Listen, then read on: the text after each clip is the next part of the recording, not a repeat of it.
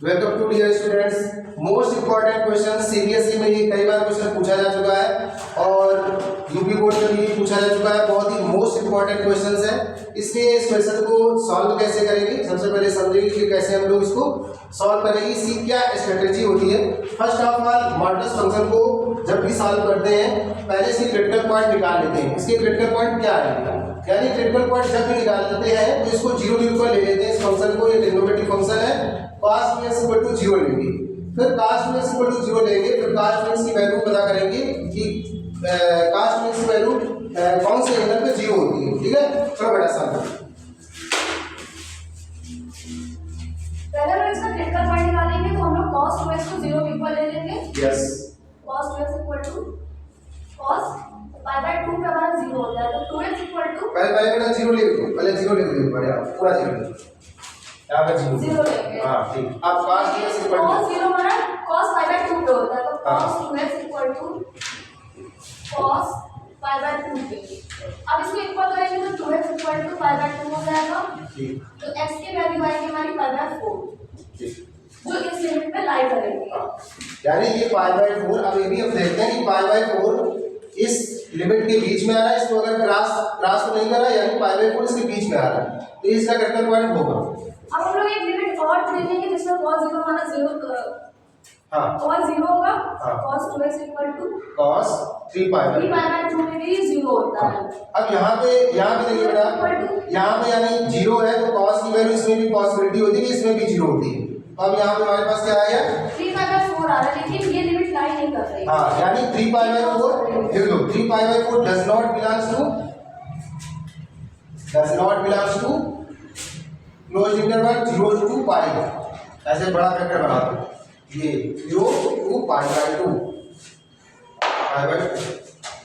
यानी क्योंकि यहाँ पे 0 to π/2 यानी 0 से लेकर के 90 डिग्री। अब यहाँ पे अगर ये वैल्यू देते हैं तो π/4 का मतलब होता है 45 और 45 × 3 135। 135 सीधे में आएगा नहीं, तो ये लिमिट इससे बाहर है तो इसको नहीं लेंगे, बेकार हो गया। यानी लिमिट हमारी ब्रेक कहाँ से होगी, मतलब 0 से π/4 पे ब्रेक होगी, फिर π/4 से π/2 में ब्रेक होगी। ठीक, 0 से π/4 लेंगे mod में cos 2x प्लस इंटीग्रेशन π/4 से π/2। इसमें हमारे नेगेटिव आएगा ये। अब उसमें मार्क न लगाओ, अब इसमें बेटा मार्क मत लगाओ, मार्क खत्म हो, ठीक है, यहाँ पे मत लगाओ cos 2x और dx, ठीक है।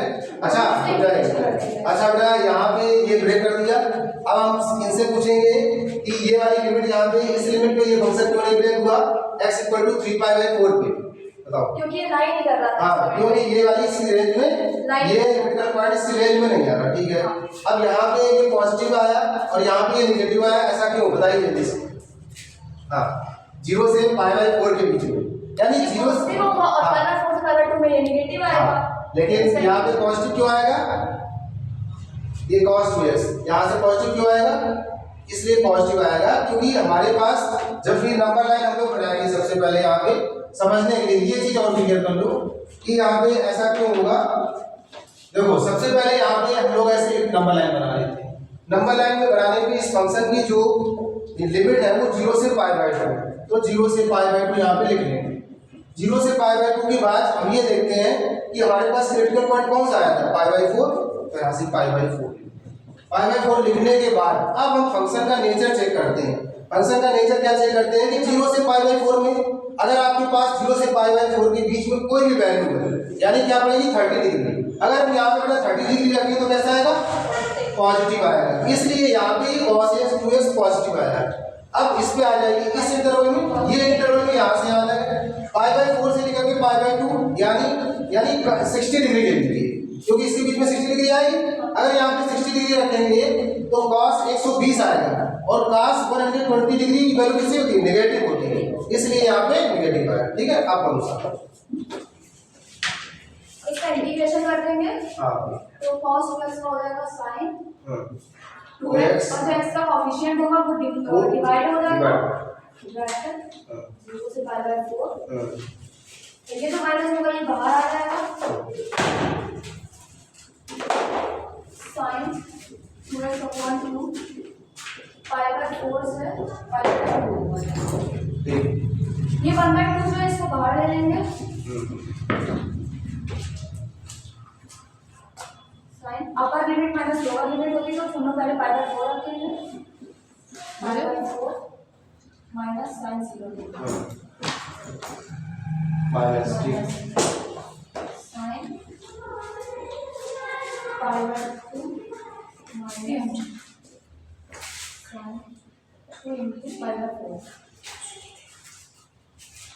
इससे ये 2 कैंसिल हो जाएगा π/2 हो जाएगा 2 से ये 2 कैंसिल तो π हो जाएगा 2 से ये π/2 हो जाएगा तो I π/1/2 sin pi sin π/2 minus sin 0 minus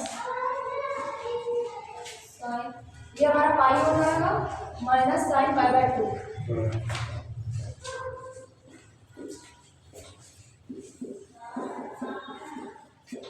sin π/2 हमारा 0 हो जाएगा 1 माइनस sin 0 0 हो जाएगा माइनस sin π 0 हो जाएगा माइनस 1 यहाँ पे भी 1/2 होगा सभी में मल्टीप्लाई हो जाएगा ठीक है और I equal to 1/2 plus 1/2 into 1 minus 1/2 2 minus ये माइनस माइनस प्लस हो जाएगा 1/2 इंटू प्लस प्लस प्लस 1/2 या ब्रैकेट में लिखो माइनस ये ब्रैकेट में ऐसे अब ठीक तो इक्वल टू 1 ठीक है हाँ तो थैंक यू गाइस ये बहुत ही शानदार क्वेश्चन है और बहुत सारे स्टूडेंट इस क्वेश्चन को करने में कंफ्यूज रहते हैं तो आप लोग ये क्वेश्चन में कैसा लगा समझ में आया या नहीं समझ में आएगा अगर आपको इस क्वेश्चन में कहीं भी प्रॉब्लम हुई तो आप लोग कमेंट बॉक्स में कमेंट जरूर कर सकते हैं और ये क्वेश्चन बहुत ही शानदार ऐसे ही हम क्वेश्चन नेक्स्ट वीडियो में ले आएंगे आपके लिए तब तक के लिए जय हिंद जय भारत।